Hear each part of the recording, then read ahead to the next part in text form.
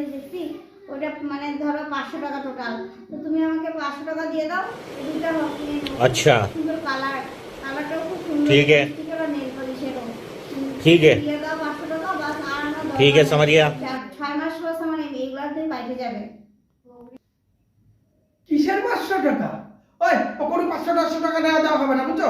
কিসের 500 টাকা? ওই দিনটা তো তুমি 500 টাকা নিছো। ওই না, তুমি রান্না করো তো, আমার খুব খিদা পেয়েছে, তুমি ফটাফট রান্না করো। আগে দাও, তারপরে রান্না করব, না হলে রান্না করব না। রান্না করবে না? কেন রান্না করবে না তুমি? রান্না করো, ফটাফট রান্না করো, আমার খুব খিদা পেয়েছে ভাই।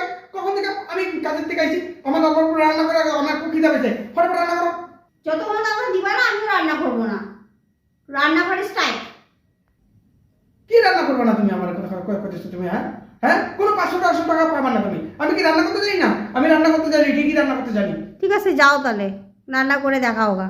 দেখ এই যে আমিও বসাই দিছি, আমিও রান্না করতে পারি। দেখ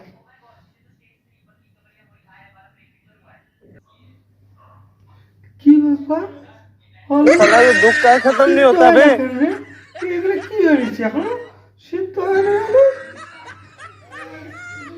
এই বাবা, আলু সিদ্ধ হয় না কেন?